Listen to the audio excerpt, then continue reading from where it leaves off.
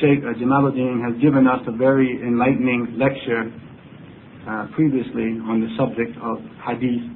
And as we said at that time, although he did give us quite a bit, still it was just a drop in the bucket, so to speak, compared to the amount of knowledge that this science contains.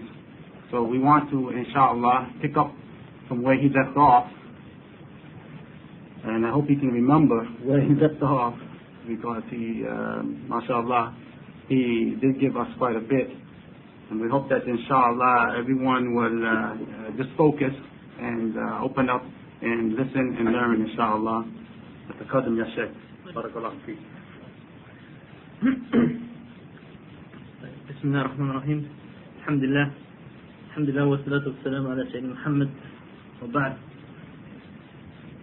Of course, this is our last session in this workshop on Ilm al-Hadith, so that means our goal is to answer every single question you have about Hadith today, inshallah, and finish up everything you ever wanted to know, inshallah. But we only have an hour and 10 minutes to do it. But last time I ended up, basically what I was talking about last time is the ways or the means by which Allah subhanahu wa ta'ala preserved the Sunnah and the Hadith of the Prophet sallallahu alaihi wasallam from the time of the Prophet Muhammad sallallahu alaihi wasallam. Well, those sciences that I talked about and those aspects that I talked about, recording Hadith and the science of Jahr wa Ta'dil and so forth, alhamdulillah, by the mercy of Allah subhanahu wa ta'ala, they developed further as needed and so forth. And the goal actually of those sciences and those aspects of the history of Hadith was to make sure that the Hadith of the Prophet ﷺ was preserved and was preserved properly, and to sift, and it's something which I'm sure Sheikh Jalaluddin can talk about with respect to Christianity, and to make sure that what happened with respect to Christianity didn't happen with respect to Islam, that you have all this body of literature and you have no idea what is authentic and what isn't authentic. So, alhamdulillah, the goal of this science was to sift the material which has been properly preserved from the time of the Prophet Muhammad ﷺ, to sift that material from the material that had not been properly preserved, either because people were mistaken or were not very careful in their narration, and also to sift the material that had been, or people had tried to add to the authentic hadith material by means of forging hadith and fabricating hadith and so forth. Well, we didn't get to actually the fabrication of hadith and when that began, but that should have been, had we had time, should have been something covered in the previous two lectures. Of course, we only had one, so that's part of the reason why it wasn't covered. What I would like to do today, in order to cover some concepts that I would like to have and have you familiar with, inshallah, so that when you leave here you will have a basic idea about the science of hadith and what were the criteria that the scholars of hadith used in sifting through this hadith material. So what I would like to do today, inshallah, is basically I'm going to discuss what is meant by an authentic hadith, what the scholars mean when they say that this hadith is sahih or this hadith is hasan, and what are the conditions that they lay down for it. And as I said, and there's many questions that people have about hadith, especially here in the United States where we don't have that much literature available. And so therefore, I hope, inshallah, that if you have any question as we're going along, if it's completely not related or not the time for it, I will just tell you, I will discuss it, or we'll try to discuss it later. But otherwise, I hope, inshallah, that you will feel free to ask these questions that you might have related to hadith literature, for example, that's available in English and so forth. Well, our final goal originally was to show the importance of the science of hadith of the Prophet ﷺ.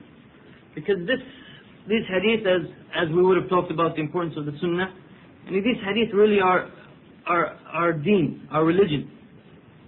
Well, I was going to take one example of the hadith of the Prophet ﷺ to show you how important is this topic, how it relates to our daily lives, how it relates to our deen. And that was, I was going to take an example, and as I said, we probably will not have time for this, but inshallah, at least some of you will walk away with some material that I have here. Not all of you, I don't have that many. But I was going to discuss the hadith about whether or not it's permissible for a wife to spend her own wealth without her husband's permission. And there's about 5 hadith related to it, and I discussed them in detail in this article. And for 2 of the hadith, for example, here's the chains of 2 of the hadith, and we could have gone through this kind of thing, but as I said, I doubt if we'll have time. Inshallah, we'll figure out some way to distribute these equitably. Abdullah already has his copy, and that's probably staying with him. Maybe we'll auction them off at the end of the play. So let me, inshallah, move to the board and start discussing what scholars of hadith mean by and some of the terms that they use with respect to authentic hadith.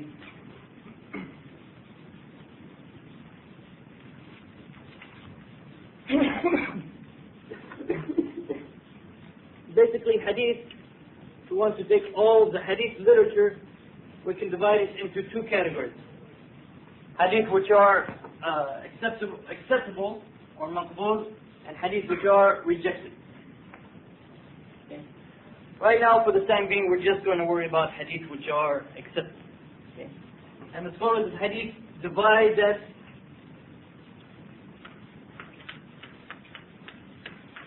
acceptable hadith into 2 categories: sahih and hasan. I don't know if you need my Arabic handwriting is very poor, so I'll do my best to write as little as possible in Arabic, but they are the 2 terms that we're discussing here: sahih and hasan. So if you take any report, any kind of narration, for example, if I were to tell you something, like an example, something I mentioned last time, the Gettysburg Address of Abraham Lincoln. If I told you that Abraham Lincoln said on such and such day he gave this speech, this famous speech, 77 years ago and so forth, and this is a kind of narration or kind of report. I want to know, just logically speaking, just thinking about this matter, what are some of the questions that you would like to know? And even we touched upon this briefly last time. What are some of the questions that you would like to know about the source of that report? If I'm telling you that Abraham Lincoln said such and such, and what are some of the questions, for example, that would come to your mind? I would like to know the credibility of the Islam or who is reporting on it. Okay. Concerns of where it would fit in. Because by just saying that, I would like to know the source. Okay, so for example, with respect to Abraham Lincoln and his Gettysburg Address, suppose I told you that my father told me that Abraham Lincoln said such and such. I'd like to know who you are, your character. You don't know me yet? But I'm saying, if you told me that, then I would like to know who you are and your character, so I know that you're not alive. Then go on to the next. Okay, back to Abraham. All right, so we take me. Okay. I'm just going by what you folks are saying. Okay, if it's right or wrong, I'm not worried about it. If it's something. You want to know about my character. Okay, and you said, what was it again? You said, yeah. What? Well, I was using the term Islam was dealing Okay. with the credibility of narration. Okay, so I told you that my father told me this.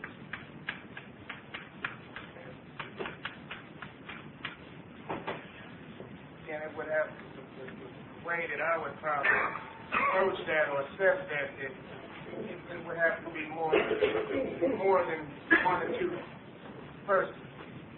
Has to be more. I'm looking at a majority or consensus of reporting the same thing. Okay, but is that necessary for you to believe something? If I just came from the bookstore right now, the souk, and I told you, oh, they have this magazine for sale over there. It's a good magazine. You look at it and say, oh, this is a good magazine. I tell you, you ask me where you can buy it. I said, it's in the souk. Well, You need 3 or 4 other people to tell you it's in the souk before you're going to believe me. you know, I'm just asking you, is it necessary to have many people? I think in terms of the content of the subject matter, it would be necessary in terms of what your of this class concerns that. Even though you're using that example, Okay. it would have to be without either you meeting certain people or, you know. Okay, would you say your life is something important? Yeah. Yeah. Okay, suppose I told you there's a fire outside, we better get out right now. You're going to say, well, it needs to be confirmed by 3 or 4 other people. That's an important thing. Let me confirm it by 3 or 4 other people. No. Please. Well, like all the narrated back to Abraham Lincoln. Okay, so you want to know all of my sources back to Abraham Lincoln. So we have my father. Character and stuff. But first, of course, heard from his father. And his father heard from U.S. Grant. And narrated from Abe. Okay? So what do you want to know? Character. The character. Okay, so you want to know the character of all these people? We're in a little trouble here. U.S. Grant. What was he famous for? Yeah, he was very famous for drinking. That was his claim to fame. He was president of the United States also, but he was more famous for his drinking. Yeah? So it's not credible. Okay. But, Form some fundamentals now, some principles now for accepting narrators. okay. So far what we have is sufficient.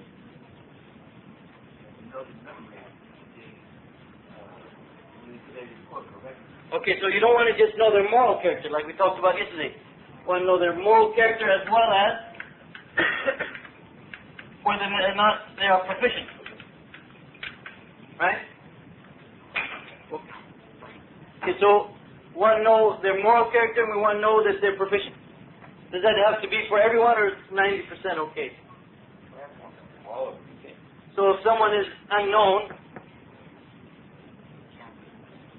okay, so you want to know every narrator, you want to know their moral character, and you want to know whether or not they're proficient. Okay.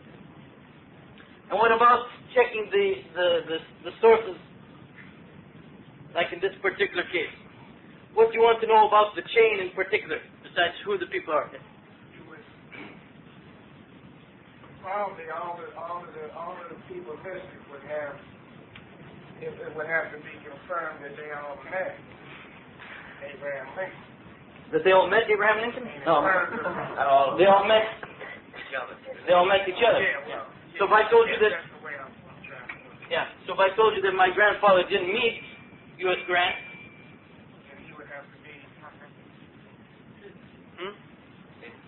Then he would have to be excluded. you're going to bring Imam Muslim's condition? Yeah. No, it's still necessary. You don't understand Imam Muslim's condition. Well, Imam Muslim just, it's like his condition is if they lived in the same era. And if it's possible that he heard about it. That's Imam, I mean, that's Imam Bukhari, meeting and living in the same era. That's talking about Ma'al and Hadith where the person used the word an and he did not make tadlis, which don't worry about any of that for the time being. But if he says Hadeeth or something like that, Hadeeth, he met him because of the using of Hadeeth. if he's not alive. So you're talking about a particular type of Hadith, okay? Don't worry about that for the time being. Please, is there anything else that we need to know? What about deficient in memory or anything? Okay, that would be proficiency here. Oh, okay. Anything else? What do you mean by it? Just throws out a word in Arabic and...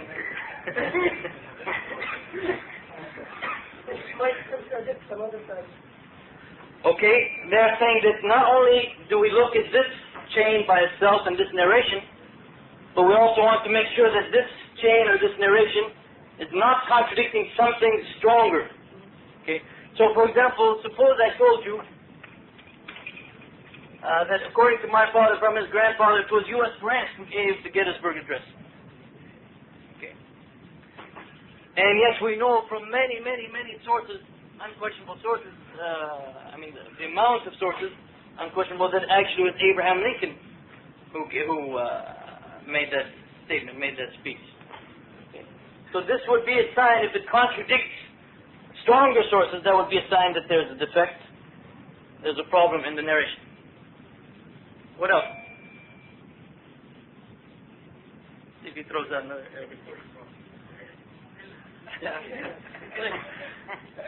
Ellis problems. I want to make sure there's no Ellis problems in there. Which is kind of redundant, Ellis problems.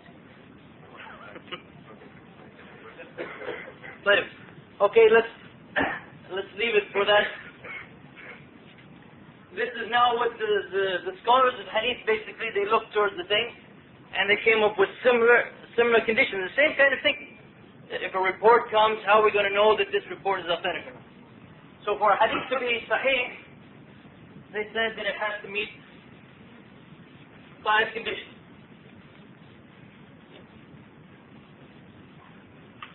The first one is the chain of authorities, like what we talked about here, has to be unbroken.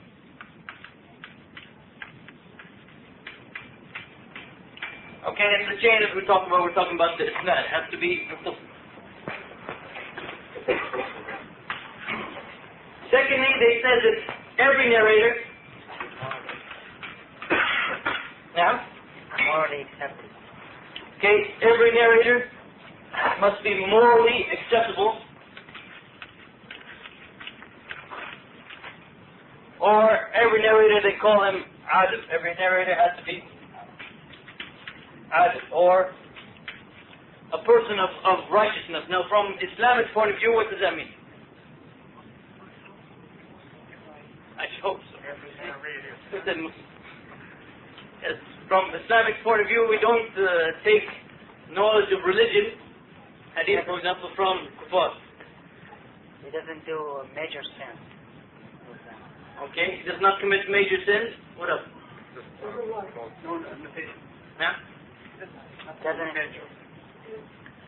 Doesn't insist on minor sin. He doesn't insist on minor sin. Okay, what else?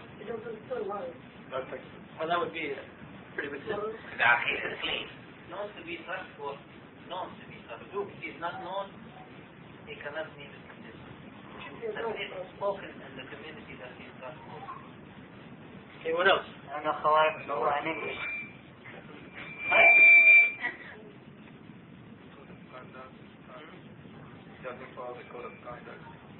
Or in order for him to be acceptable, his behavior must be such that he does not do things which are considered socially unacceptable. Okay, what else? Mature adult. What else?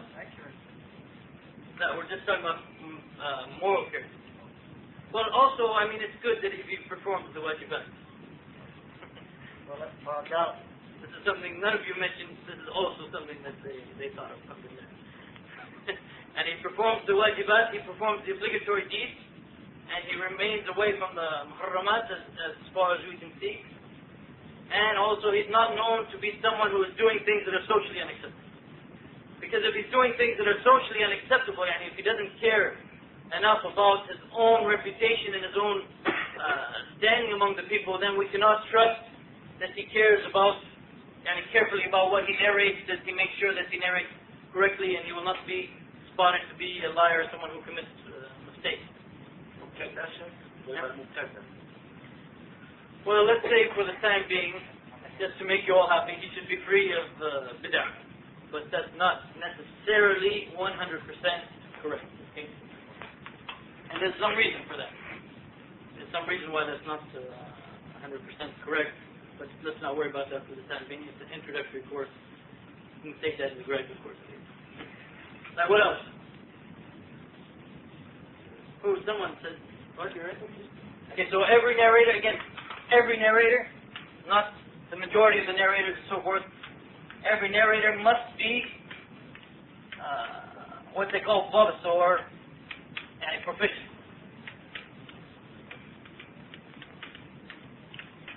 And And we talked about yesterday how they used to test different narrators to make sure that they were in fact proficient.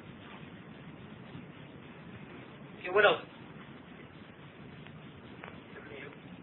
That's the first one. Yeah, the first Arabic word that you throw out. Okay. There can be no what they call shudud. And this is not the modern day meaning of the word shad.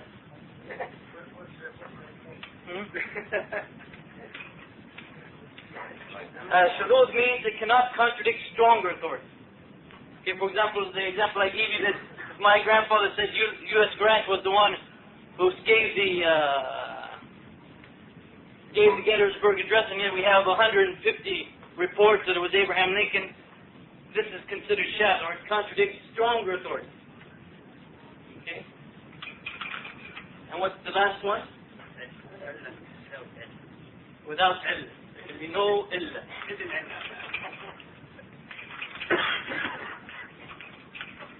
Good thing this class is in English, huh? Illah, what it means here in this particular case means a hidden, damaging defect.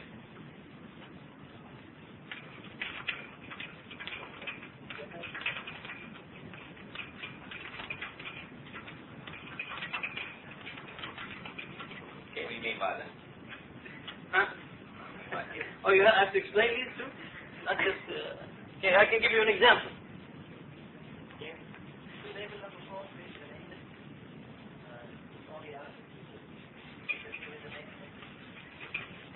Who's that?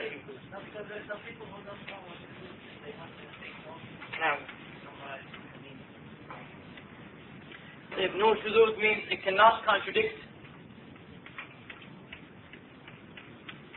stronger sources.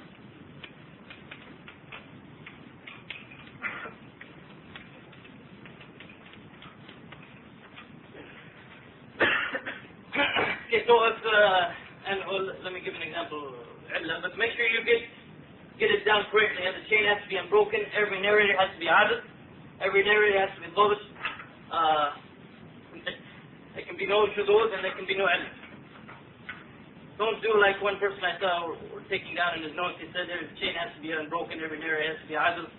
Every narrator has to be dhabit. There has to be shudud. There has to be ilm. This is not correct. So an example of illah, what we mean by hidden defects, is that if you look at a particular hadith, if you just look at it like a beginner in hadith would look at it, everything looks fine, and the hadith looks authentic.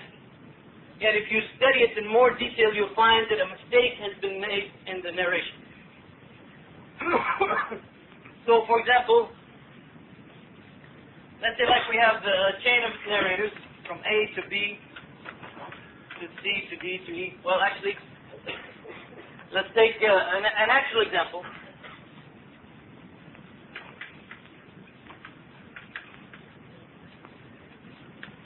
Okay, there's sometimes a common case of something which is considered ma'loon or mu'allal, depending on whether you consider Allah having a 3-root or 4-letter 3-root source. Is what you can find sometimes is you will find an authentic statement of a Sahabi. Like Abdullah bin Mas'ud. Abdullah bin Mas'ud one time said that whatever the Muslims see as good, then Allah sees it as good. And whatever the Muslims see as bad, then Allah subhanahu wa ta'ala considers it bad. Okay. This is a statement of a Sahabi, Abdullah bin Mas'ud. Now, this statement is confirmed from Abdullah bin Mas'ud. So in other words, we have our narrators going back to Abdullah bin Mas'ud, and this narration meets these conditions. So we say, yes, this is an authentic statement of Abdullah bin Mas'ud. Now some people, they made a mistake while narrating this statement from Abdullah bin Mas'ud. And by mistake, instead of stopping at Abdullah bin Mas'ud when they gave their chain from B to C to D, instead of stopping at Abdullah bin Mas'ud, they made the mistake of saying, for example, an Rasulullah or from the Prophet. Okay? So, by the way, I don't know how much terminology you'd like to get especially in such a short time. But if something is a narration that goes back to a sahabi, to a companion of the Prophet ﷺ, and does not go beyond that, it is a statement or an action of a sahabi, of a companion, it is called mawquf.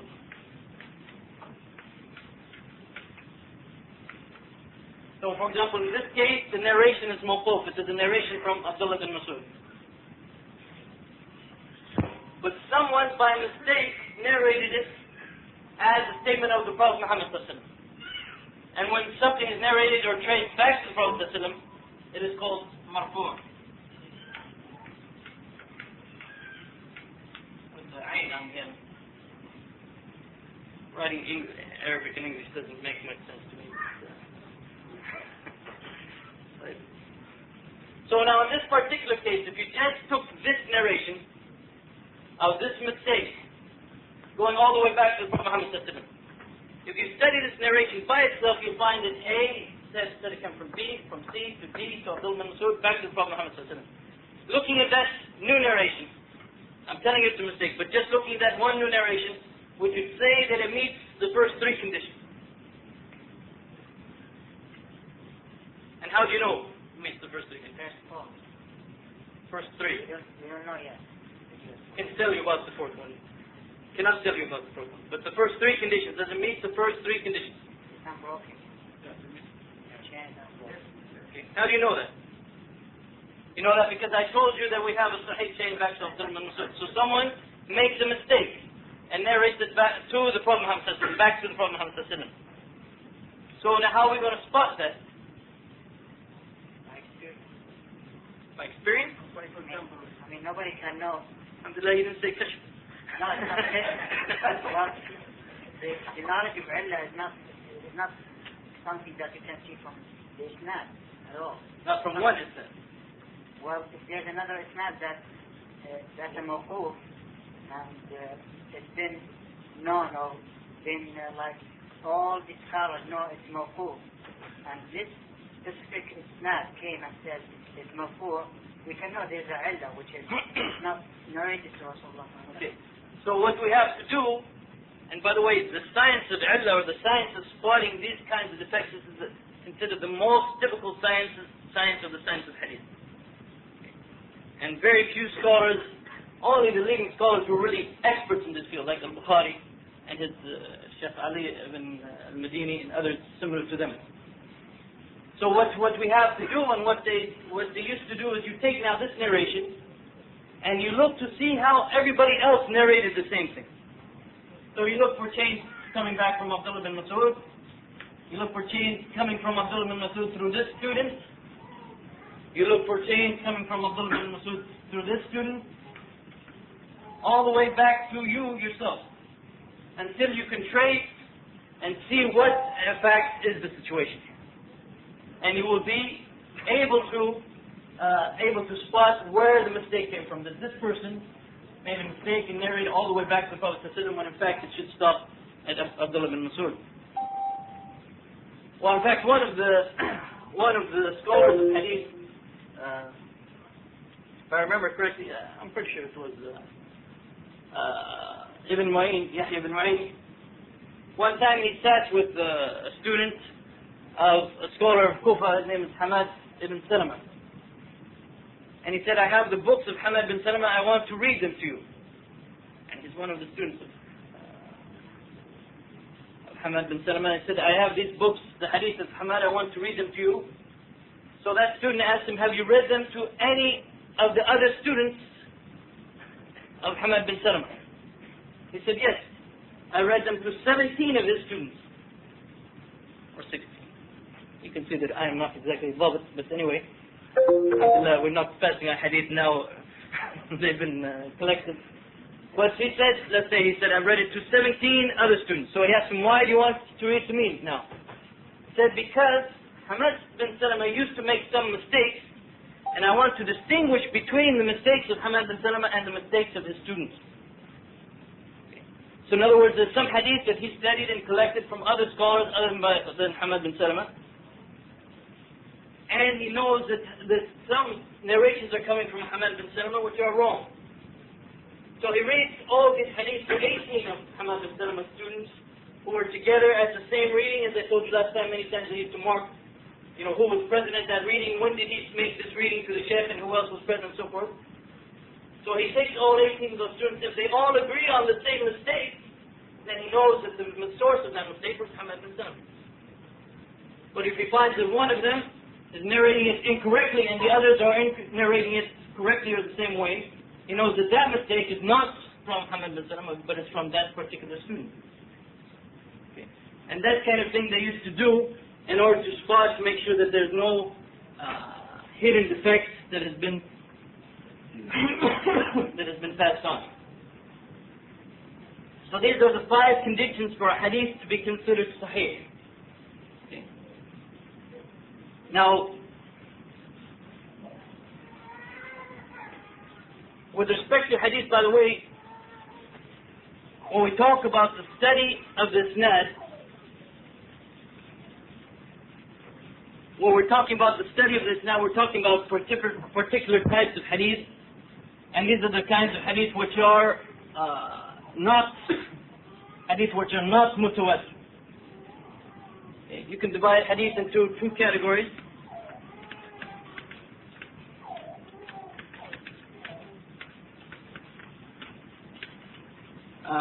Mutawatir and ahad. If a narration is mutawatir, it's not subject to this kind of test. Okay. When you say that hadith is mutawatir, it means that it's been narrated by so many people in each generation, in each link, that there's no question that and it's not possible that they all agreed upon a fabrication, because maybe they all come from different places and so forth, and it's not possible that they all made the same mistake. Okay, so if you get a narration like that, for example, the Qur'an as a whole is narrated like that. So if you get narrations of that nature, then you don't have to study this now, because you have so many people narrating it. It is not a subject of what we're talking about over here. Here we're talking about just what they call hadith. So, if a hadith meets these 5 conditions by itself, it is called sahih, and in particular, it is called sahih li dhatihi.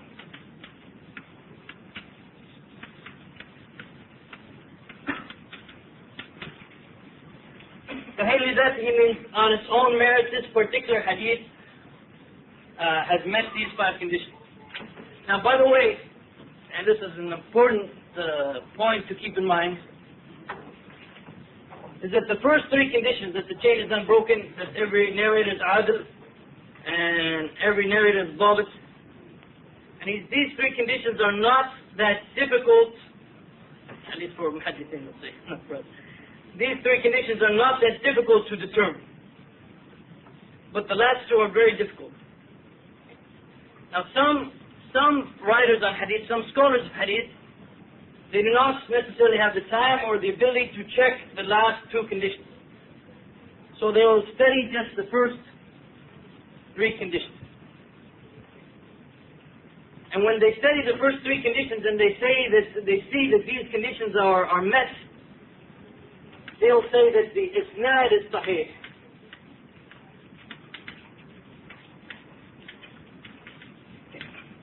They'll say that the isnad is sahih. Now there's a big difference between saying the isnad is sahih and between saying the hadith is sahih.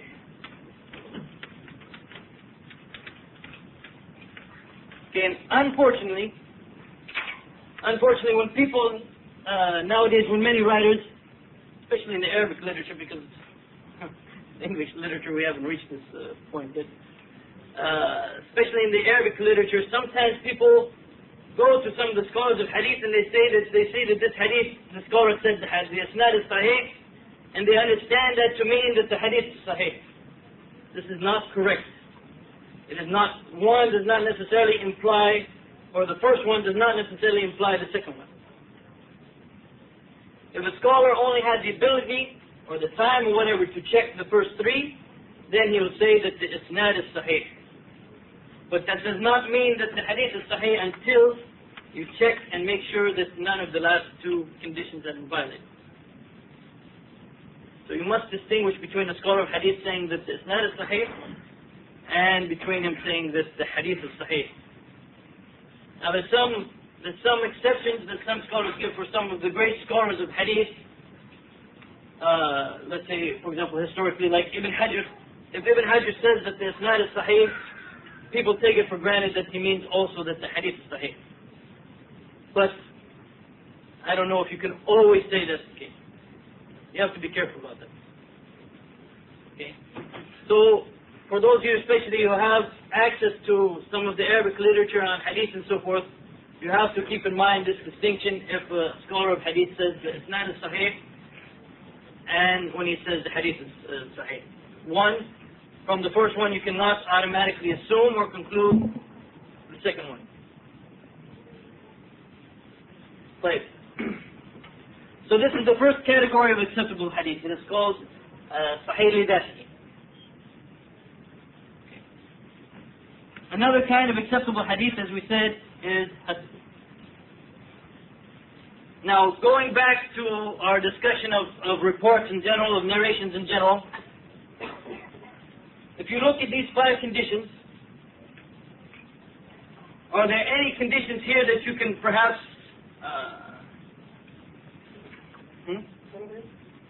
tolerate their violation?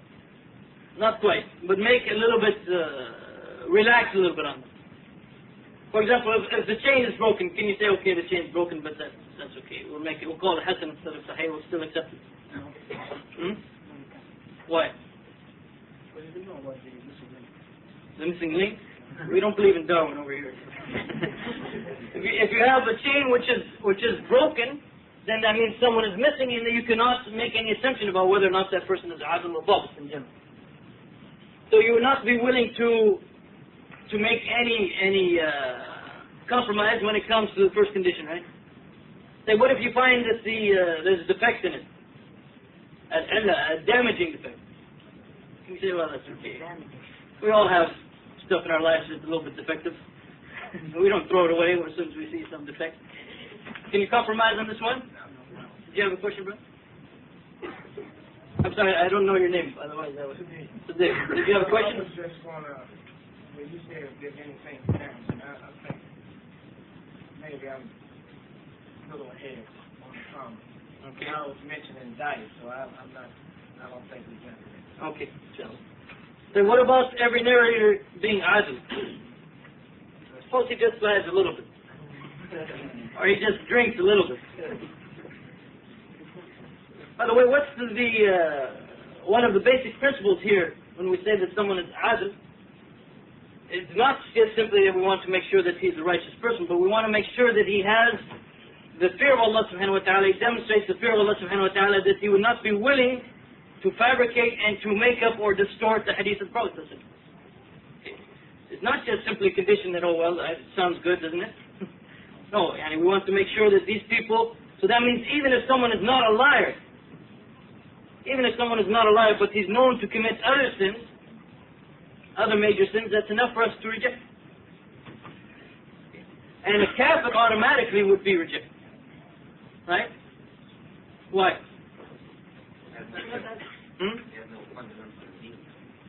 Has no fundamental.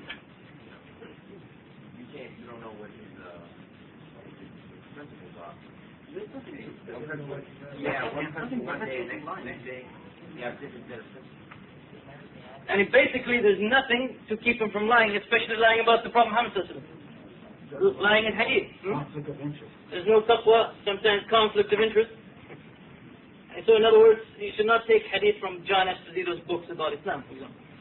This should not be considered a source of hadith or Islamic literature. Unfortunately, we even have conferences, Muslim conferences, in which they invite non-Muslims to come to speak to Muslims about Islam and supposedly educate them about Islam.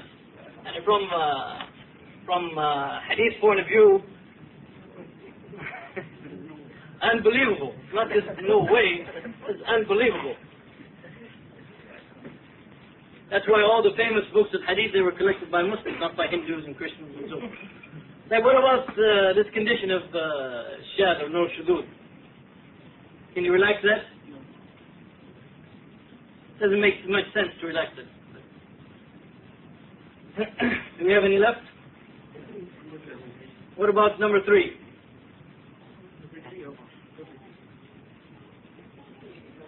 You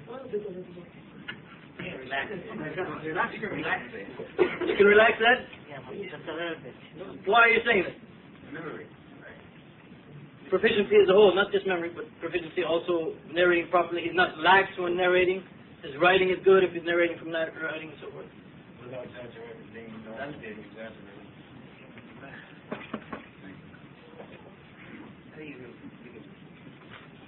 You can let this one slide. Not slide. Yeah, because here we're talking about people. We're talking about people. Many of them. And we have people, for example, that rarely make mistakes. Okay? Rarely make mistakes. And the mistakes that they make are very minor. I mean, you wouldn't notice them even. Then we have other people. How many of you are students? How many of you were students in your life? Have you ever been in a class where you make one mistake and the teacher fails you? Most of you had a rough life, I can tell.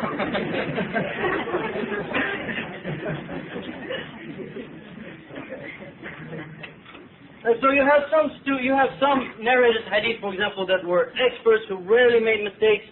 You're going to put them in a separate category from those who made a few more mistakes. Okay. And you're going to distinguish between their hadith. You're going to call one category, you're going to call their hadith sahih, and the other one hasan. Should I use your terminology, Walid, or Brother Walid, mashallah, has compiled a good book excellent book of dhikr. I think it's available here in the souk. We'll make a free advertisement for it. It's being sold somewhere in the souk. A book of dhikr. What's the exact name? Authentic supplications of the Prophet Muhammad sallallahu alaihi wasallam. Well, in the hadith, in that book, he uses lots of hadith, so he has to deal with these terms. And Hasan, he uses Hasan there, and his translation that he came up with is comely, and meaning good. Okay. These are difficult terms to translate into English, especially when you're talking about what's the difference between Sahih and Hasan. So inshallah, if you get his book, you know that when you read comely, he's talking about Hasan, he's talking about it meets these 5 conditions, except for it meets number 3, not as well as Sahih Hadith meets. Now, suppose we have a hadith which is a Hasan hadith. If it meets these 5 conditions according to our new condition number 3, if it meets it by itself, we call it Hasan li dhatihi. Okay, the same term we used before, meaning Hasan on its own merit. Okay, just by its own change, it is considered Hasan. Now, the only reason that we call it Hasan instead of Sahih is what? Okay, there's some. Okay, we have some fear about someone possibly making a slight mistake. By the way, if someone makes gross mistakes, okay, we don't say that his hadith are Hasan. Gross mistakes is someone who is a weak narrator. So we have some fear that someone may have made a slight mistake, so we call his hadith Hasan instead of Sahih. Now, suppose we have the same hadith narrated through 2 chains, okay? And because of this person here, well, this probably is not the best way to show it. Take a more realistic example. Going back to the Prophet Muhammad sallallahu alaihi wasallam, we have, for example, different narrators. And then after this chain, we have 2 narrators. Okay? And everyone up here is of Sahih quality. We're taking a simple example. It doesn't have to be of this nature, but just to make it very clear. Everyone up here is of Sahih quality, but this person right here is of Hasan quality. It implies that he did not study conditions 4 and 5. Okay, so now let's call this narrator A. Clever name, I know. And his hadith are of the level of Hasan. Now suppose we get the same narration from a person over here, narrator B. Narrator B is also at the level of Hasan. Okay, so if you looked at the chain like that, you'd also conclude that the chain is Hasan, right? But now look at the situation. We call it Hasan because we had some fear that perhaps the narrator made a mistake. Okay? but he's an honest person. We know that he wouldn't be making mistakes on purpose, or he would not be intentionally lying and so forth. So now we have a situation where A statement is supported by B statement. So now we have no reason to doubt or no reason to think that B may have made a slight mistake. So what we do is we raise this hadith from the level of Hasan to the level of Sahih. But we call it Sahih li-ghayrihi.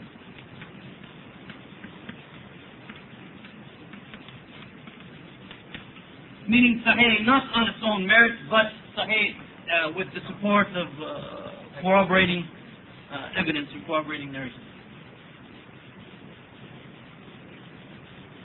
Okay?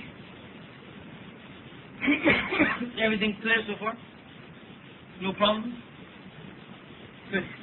Now suppose some of these conditions are not met. If any one of these 5 conditions is not met, then the hadith is not considered acceptable on its own, and it goes into the big, broad category, because we don't have time to discuss in detail, of weak hadith, or da'if. Okay? And there's like 60 or 70 different types of weak hadith, depending on the perspective. Okay? So, if, for example, the chain is broken, the hadith by itself will become considered weak. If the narrator is not adil, it will be considered weak. Now, notice now that the defects are different levels, right? Suppose you have a defect in number 3 as opposed to a defect in number 2. Every narrator is dhabit as opposed to every narrator is adil, or person of integrity. Which defect would you prefer? You know what I'm getting at? I mean, if you had to have a defect, which defect would you prefer? Okay, you would prefer number 3. Why? Okay, because an honest man, a good man, may be correct, but we can never assume that necessarily a dishonest person or person who is not adil is narrating honestly. So basically, and this is again very general, unless the person's really known to make gross mistakes, very bad mistakes, if he's known to make a lot of mistakes, his hadith will be considered weak. But if he's known to have shortcomings in his adala or his integrity, he's not a righteous person, or if he's making gross mistakes, then in fact we'll even make this a little bit broader, and we'll call his hadith very weak.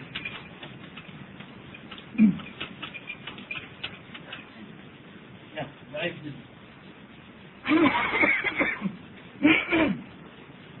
And there's even one other category, and in fact, it's not even hadith, to be technically speaking. There's even one other category where we can prove that the hadith has been fabricated. Okay? This is narrated, for example, by people who are known to fabricate hadith and lies and so forth, and that will put that in the category of its own.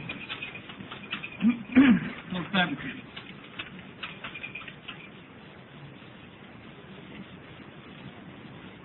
Now going back to our example here,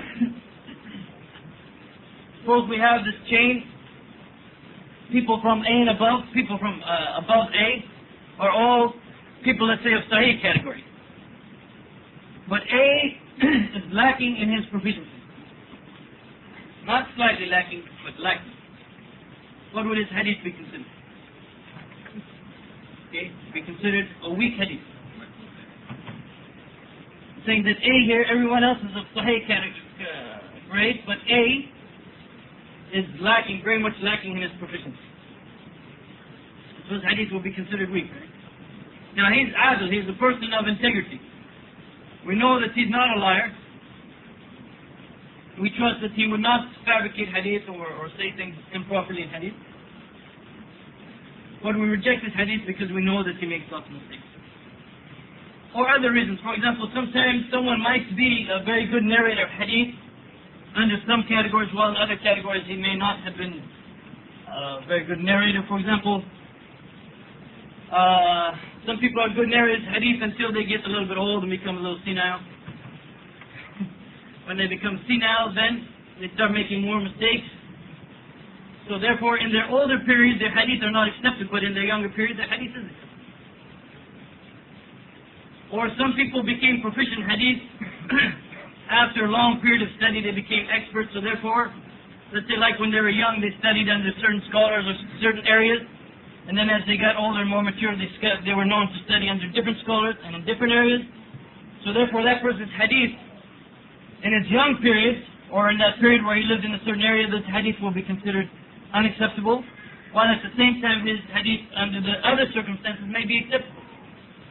That's why when you study hadith narrators, and one of the big problems that many people make today, many young people writing in hadith, or young or inexperienced, whatever, you can see this problem occurring is that sometimes they don't take into consideration the different aspects of a narrator over time. That some of his hadith are rejected and sometimes they are accepted.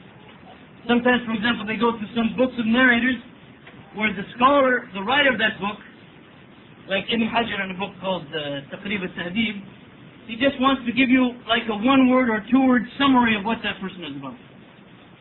And so he might say about a person that he is taqwa, or trustworthy, taqwa.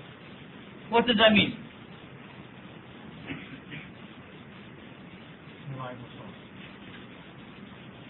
Yeah. Okay, that means he's both adl and dabit. If someone is both adl and dabit, then he is called thiqa. So suppose you have a chain like this, you have A, B, C, D, E, and F. Okay? So then you go to Taqrib al-Tahdib, a book in which the scholar Ibn Hajar, is an excellent book, but Ibn Hajar's goal was to give you just a general, one or two words, 3 words. Yes.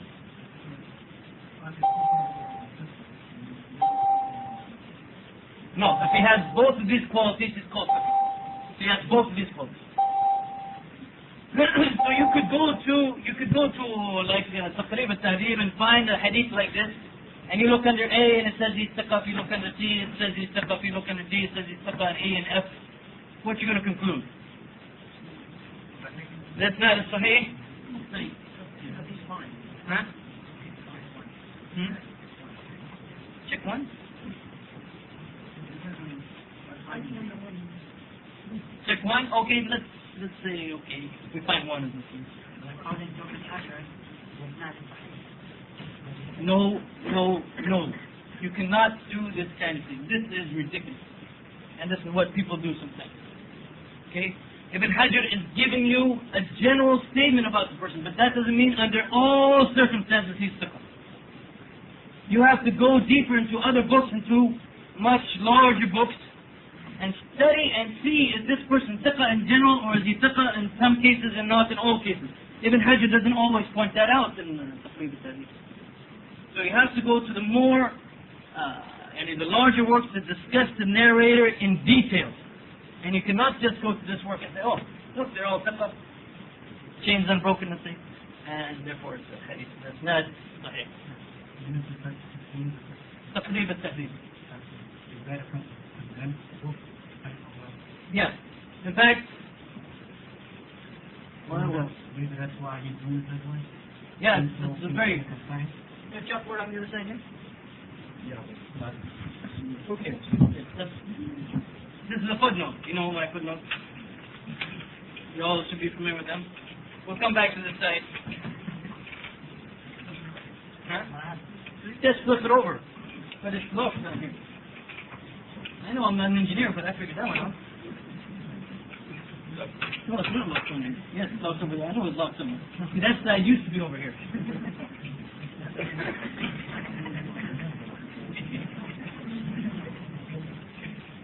You kind of leaning forward, that's the problem.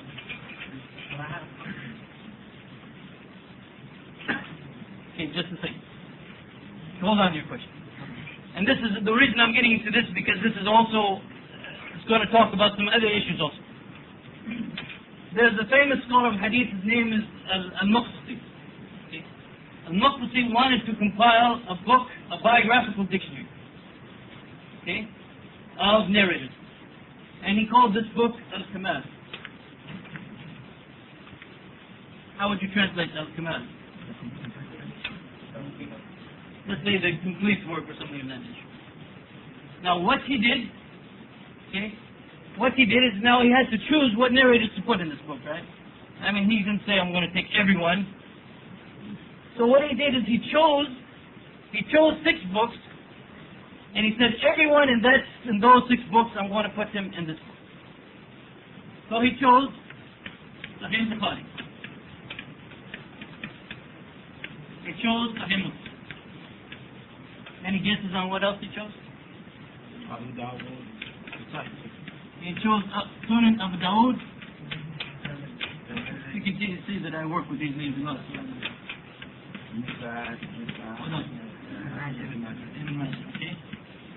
Sunan Abu Dawud, Sunan al-Tirmidhi, and Sunan al-Nasai, and Sunan Ibn Majah.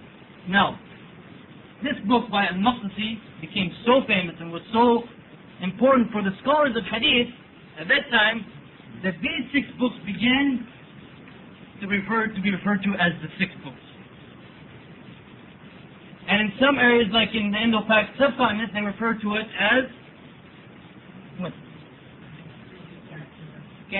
As the 6 authentic works. This was just, you can almost call it, it's not a good phrase to use, but you can almost call it a freak of history. He chose these 6 books because they're famous and good works, but it does not mean by any means whatsoever that all of the hadith in these books are authentic. When you give it the name, the 6 authentic works, some people begin to think that that means that all of the hadith in those books are authentic. No. It's just something that happened, that this scholar chose those 6 books. Those 6 books, because of the importance of his work, began to be known as the 6 books. And as their stature grew, as their fame grew, they began to be known as the 6 authentic works. No, not at all. And you would never hear a real scholar of hadith referring to them as the 6 authentic works. Never.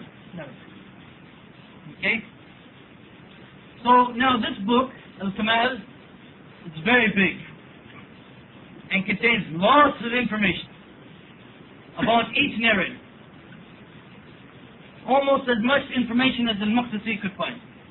Now some of that information, some scholars of hadith may say, well, it's not that important. No, he will mention when the scholar was born, where he lived, who were his students, where did he travel, and who did he learn from, where did he travel to, who were her students, what did he compile, and then he'll give many hadith from that scholar and so forth. This hadith goes through him, this hadith goes through him, and so forth. Lots of information. But it was much too big. Unfortunately, they didn't have CD-ROMs back then. So, later scholars, and I didn't bring anything with me. I don't remember this side of the family very well, so let's leave it for the time being. But another scholar, later scholar, his name is Al-Mizzi, came along and abridged it. And a book called Tahdhib al-Kamal. Tahdhib al-Kamal is published nowadays. We have it available. This is still in manuscript form. Tahdhib al-Kamal is 35 volumes, so you can imagine how big al-Kamal is.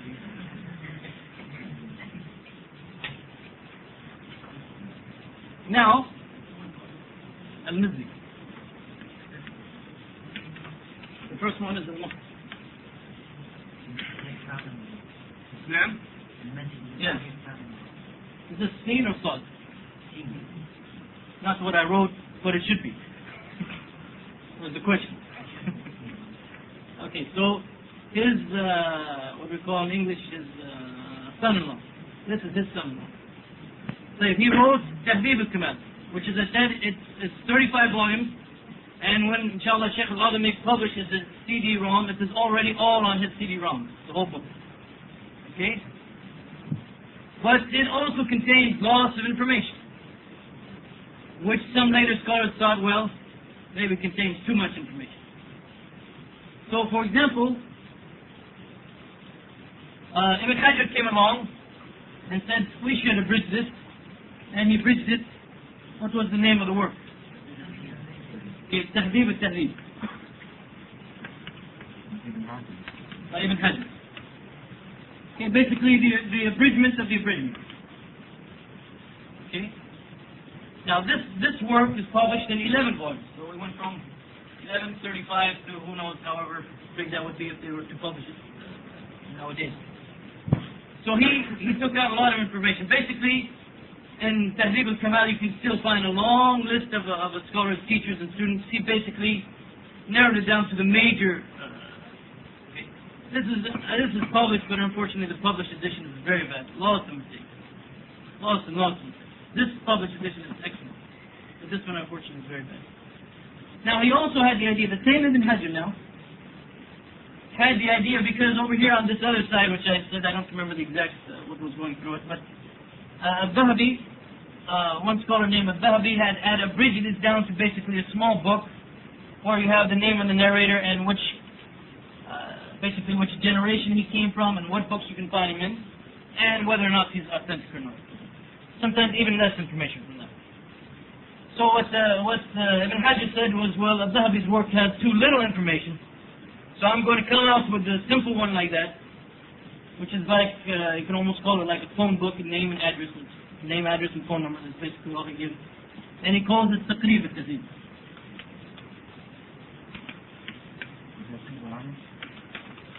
And this one, this one has been published in 2 volumes. It's also a terrible edition. Many, many mistakes. It's been published also in 1 volume, a much better edition. Basically, all the narrators, the main narrators that are found in this book are found here, and are found here, and are found here. Same narrators, but the information about the narrators is being reduced every time. So he's not giving you any specific information that you really need, that if you're a scholar of hadith and you want to make a study of hadith and you want to know if these narrators are acceptable, to turn to this book and simply rely on this book makes no sense whatsoever. But unfortunately sometimes people do. And well, I mean, you can start from that book, okay, and start from that book to give you a general idea of who are the narrators and whether or not in general they're authentic and so forth. But then if you really want to go into more detail and find out more about them, you cannot rely on this. You'd have to go to this book, even better.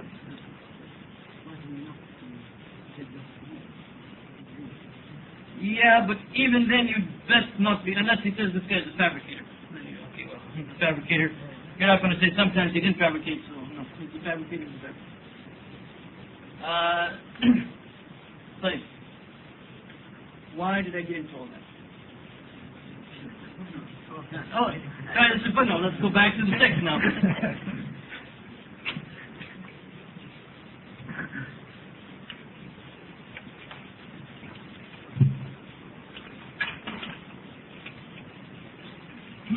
Okay, so we're studying this chain. We went to Taqrib al-Tahdhib, and we found that they're all, well, we went to Tahdhib al-Tahdhib, and we found, for example, that A here, everybody above A are authentic narrators, but A here is slightly weak.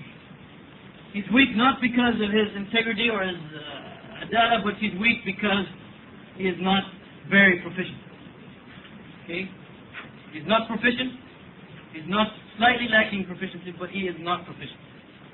But he's an honest person, but he is not proficient, so therefore we call his hadith weak. Right?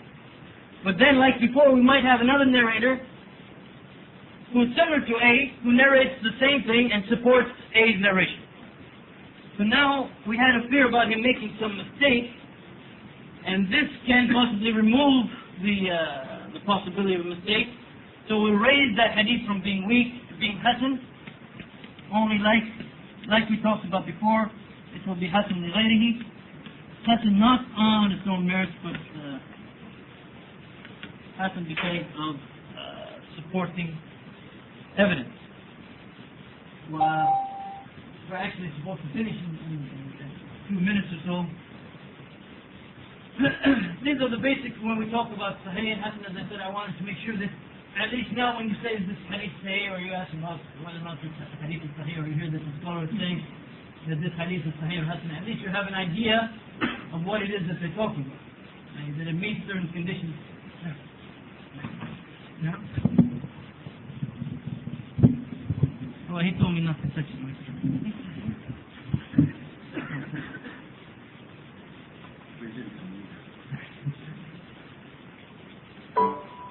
So we have to, of course, stop here or sometime. Is there any question right now about these concepts that we discussed?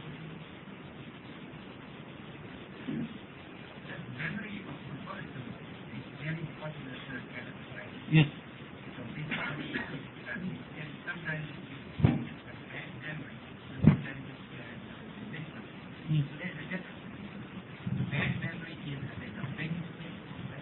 Yeah, if someone is known to have a weak memory, yeah, he will be in the weak category, and if he's known to have a real weak memory, he'll be even very weak. But if he makes mistakes sometimes, that is not so. Now, as we talked about yesterday, scholars of hadith, especially in the early generations, they did not just narrate a hadith once, but they used to go over the same hadith over and over again to make sure that people know it correctly. If he narrated differently one time from another time, they would ask him, how come and so forth. And this would be some ways that they would notice that this person, sometimes he narrates the same hadith differently, and therefore you have to question whether or not he's completely lost. If they used to just narrate once, the hadith, and you take it from him and go and never see him again, which is, as I said, not the way they did it, then you wouldn't have that ability to see him narrating the same hadith and sometimes narrating it differently and so forth. And as I said, they used to have that circle after the hadith, and sometimes you'll find many lines going through that circle, meaning they read that same hadith many times to that sheikh. Yeah.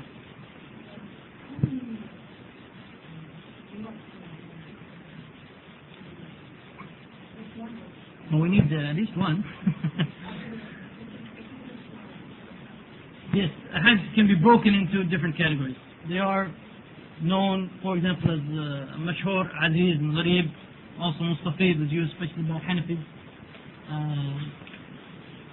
Those are all categories of ahad hadith. It would take some time to explain them, so I'll just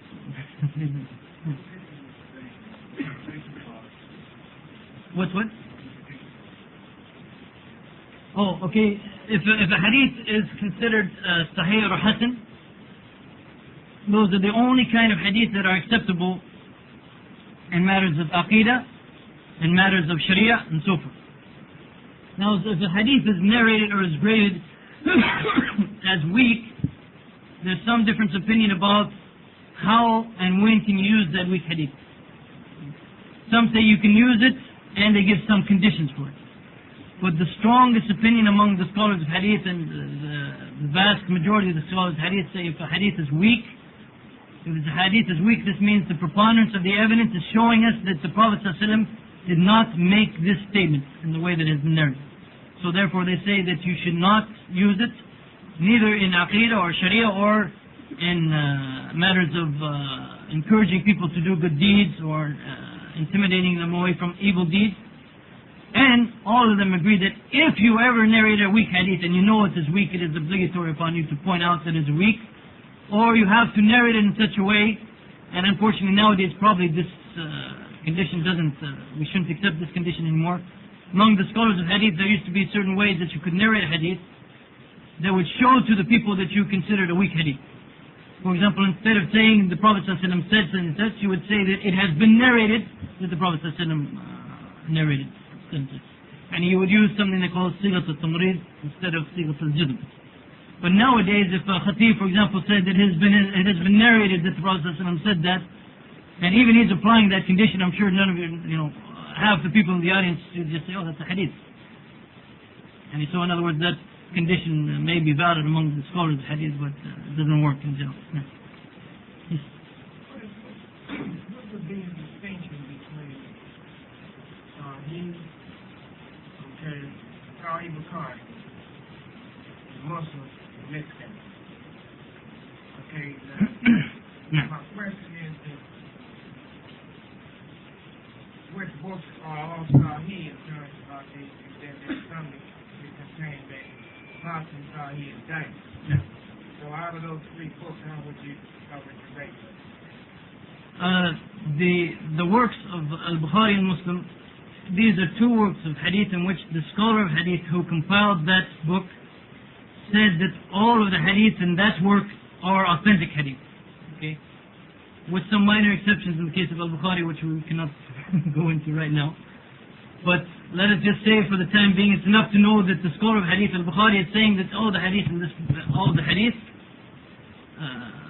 this book are Sahih. All of the Musnad Hadith are Sahih, to be more specific. Well, Imam Muslim also said that all the Hadith is compiled are Sahih. Now Abu Dawud, Tirmidhi, and Nasai, and Ibn Majah, and the others that are well known, Ahmed, for example, they did not make such claims for their work. In fact, after many hadiths, they pointed out the effect of this hadith and so forth. So therefore, you cannot assume if a hadith is in Sunan Abu Dawud, you cannot assume that it's authentic. You cannot even assume that it's authentic in Abu Dawud's opinion. And you cannot, and this is a debatable issue among the scholars of hadith, but even if Abu Dawud is silent about the hadith, you cannot assume that it is hasan, that it is accepted. Okay. You can assume it is salih, which means something. Okay. Okay, I'm getting there. People are never patient with me. I don't know what to do. So, a scholar of hadith named Al-Baghawi decided to make a collection of hadith for the general people. So what he did is he collected hadith and he put them into two categories, or two. He collected hadith according to fiqh topics, and he put them into two, not chapters, but let's say subchapters, okay? He called this book Mishkat al-Sunnah. In the first section, that's what it is, section. In the first section, he only included hadith from Al-Bukhari and Muslim. So those hadith are all Sahih. In the second section, he included hadith from the other works. And unfortunately, he called those hadith hasan, but that has no meaning whatsoever. Yeah, there might be weak hadith and so. Now, a later scholar, his name is Tabrizi, came along. He likes Al-Baghawi's work, but he decided to add something to it. So we went from Mishkat al-Sunnah to Mishkat al-Masabih. He added a third section to it. So now the first section, if you look at Mishkat al-Masabih, the first section only includes hadith from Al-Bukhari and Muslim. Those are all authentic. The second section includes hadith from those other books like Abu Dawud and Nasai and so forth. You cannot assume automatically that they're authentic, although the majority of them, the vast majority of them are. The third section he added were hadith related to the same topic that he took, sometimes from Al-Bukhari, sometimes from Muslim, sometimes from other works. So again, if it's from Al-Bukhari and Muslim, you know it is authentic. If it's from the other works, you cannot necessarily assume they're authentic, although, as I said, the vast majority of them are authentic. Yeah. So there was one sister who had a question.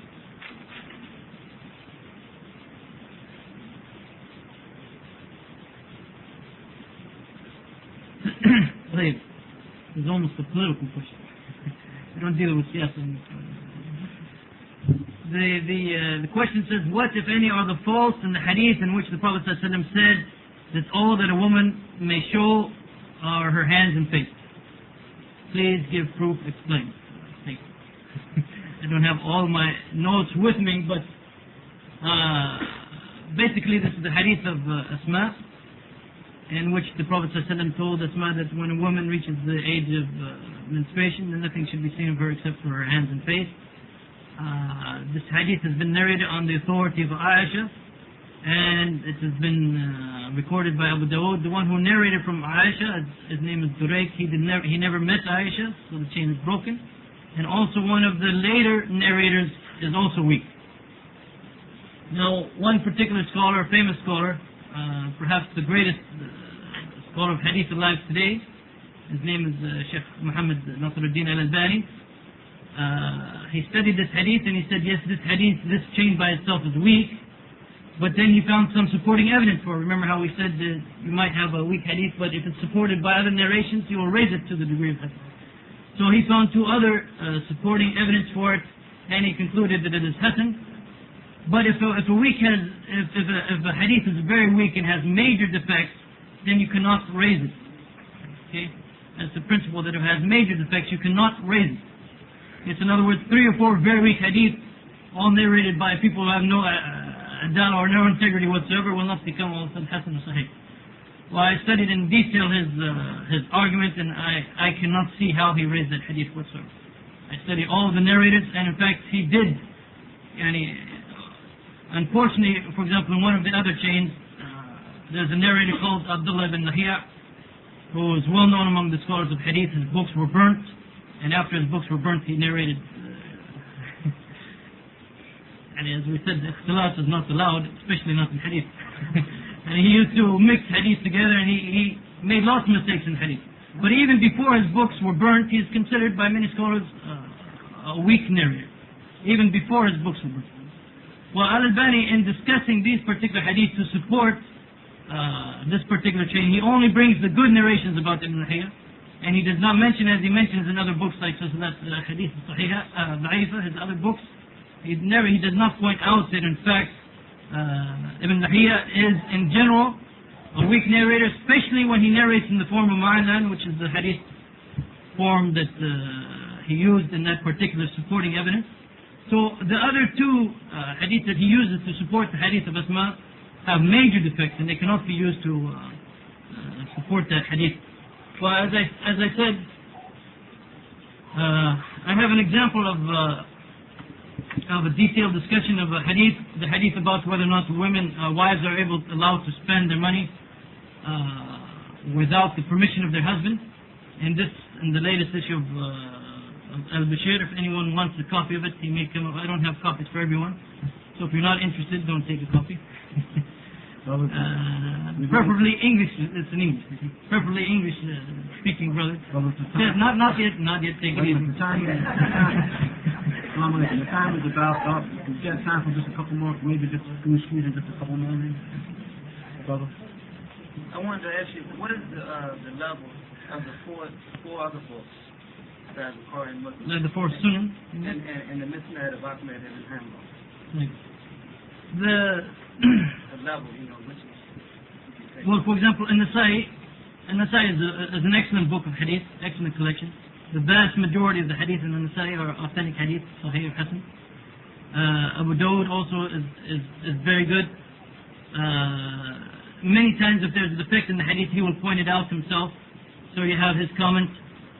Not always though, but it's also a good collection of hadith that contains, unfortunately, a number of weak hadith, a number of very weak hadith, and rarely, now and then, even hadith which some scholars consider fabricated. Tirmidhi also is good in general. The majority of the hadith are authentic. A problem with Tirmidhi is Tirmidhi also many times he used to comment after the hadith. He would say, for example, this hadith is Hasan Sahih, or this hadith is Hasan Gharib, and so forth. In general, the terminology fairly much agrees with what we said, but one of the big problems with there's two big problems with the Tirmidhi. Number one, he was a little bit lax in grading hadith as Hasan. Okay? In other words, other scholars would not say this hadith is Hasan, the Tirmidhi would call it Hasan. An even bigger problem with the Tirmidhi, that even An-Nawawi pointed out in Al-Muhaddith Sharh Al-Majmu', which is written a long time ago, is that the Tirmidhi had many students like Al-Bukhari and so forth.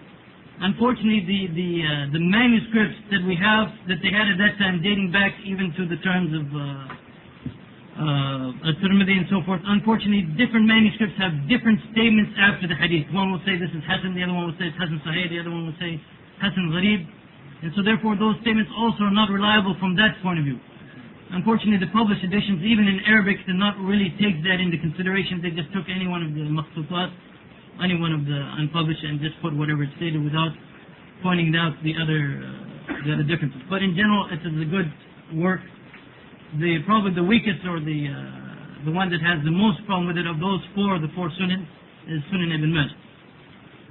Well, also the Musnad of Imam Ahmed is it is an excellent work, but it is a little bit difficult for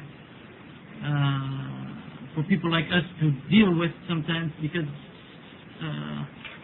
he did not make as many comments after the hadith as Abu Dawud did, as the Tirmidhi did, and also it is much larger than all the other works. How many hadiths? There's quite a bit of difference. Actually, by the way, Musnad Ahmed was mostly done, compiled in its final form by actually the son of Imam Ahmed, Abdullah.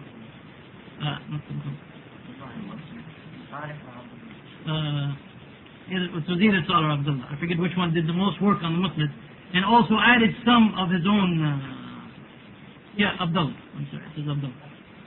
Also added some hadith known as the additional hadith from Abdullah, from the son of Imam Ahmad. You have to distinguish between the hadith that his son added and the hadith that were from the original work, because the quality of the hadith that his son added are not of the same quality of the hadith of the original work. Okay, this is the last question with Brother Musa, inshallah. And brothers, you know, the brother is pretty flexible, the sheikh is pretty flexible, inshallah. It's time to eat now, so let's It's time to eat. Brother Musa's question, and that's it, inshallah.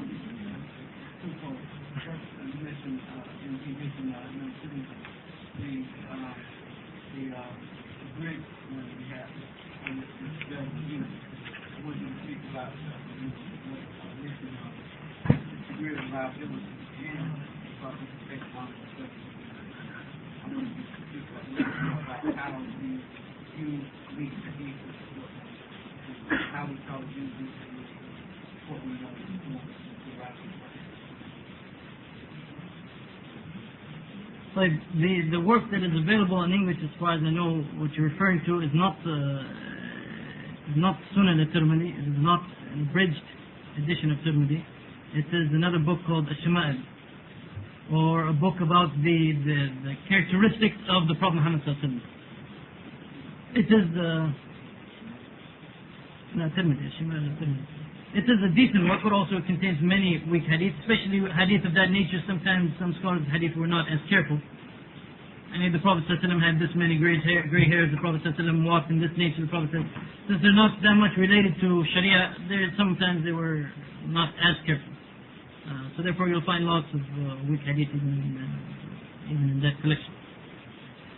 The other question you asked, as I mentioned, if depending on the weakness in the hadith, depending on the weakness of the hadith can be raised to the level of hasan. If it's a weak hadith and it is supported by other hadiths that have a slight weakness, other narrations that have a slight weakness, it can be supported by each other and move to the level of hasan. I'm not sure exactly what you're getting to in your question. Maybe we can discuss it back in Boulder.